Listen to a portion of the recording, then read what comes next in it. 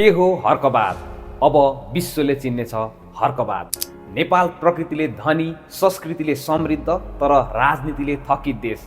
वर्षौं भयो हामी नेताका नारा सुन्दै आयौं, तर प्रश्न उही छ, के ती नारा हाम्रो माटोसँग जोडिएका थिए? के ती कर्म हाम्रो देशमै देखिए? आज हामी एउटा नयाँ शब्दको कुरा गर्दछौँ, जुन हो हर्कवाद।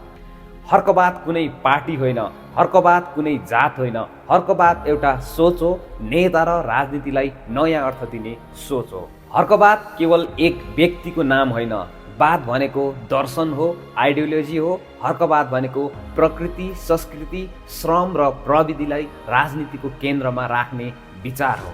हामीले वर्षौंसम्म सुनेका नारा समृद्धि, विकास, परिवर्तन, तर ती नाराको जरा जनताको माटोमा थिएन।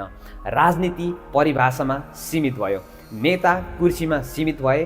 हर्कवाद यहीँबाट सुरु हुन्छ। नेता भनेको बोल्ने होइन, नेता भनेको गरिने कामको नाम हो। हर्कवादको पहिलो आधार प्रकृति। नेपालमा राजनीति सिमेन्ट र सडकमा सीमित भयो, तर हर्कवाद भन्छ पानी, जङ्गल, जमिन यी नै विकासका पहिलो आधार हुन्। प्रकृतिलाई नबचाई समृद्ध सम्भव छैन।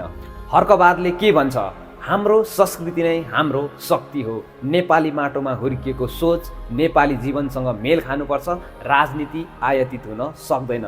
हर्कवादको मूल नारा यही देशको माटो, यही देशको कर्म, विदेशी पलायन होइन, देशमै श्रमको सम्मान, नेता जनताभन्दा माथि होइन, नेता जनतामध्ये एक हो। हर्कवादले भन्छ नेता भिआइपी होइन, नेता सुरक्षाभन्दा जवाफदेही हुनुपर्छ, भाषणभन्दा परिणाम ठुलो हुनुपर्दछ। राजनीति सत्ता होइन, सेवा हो। के हर्कवाद दीर्घकालीन हो? के यो व्यक्ति केन्द्रित मात्र हो? यी प्रश्न जायज छन्, तर एउटा कुरा सत्य छ, हर्कवादले नेपाली राजनीतिमा नयाँ बहस जन्माएको छ। हर्कवाद न त धर्म हो, न पार्टी हो, यो चेतना हो। माटोसँग जोडिएको राजनीति, कामले चिनिने नेता र जनताबाट जन्मिएको सत्ता। हर्कवाद आज प्रश्न, भोलि सम्भावना हुन सक्छ। यो समयमा नै नेपाली जनताले हर्कवादलाई चिन्न सके नेपालले कायापलट गर्ने सम्भावना देखिन्छ।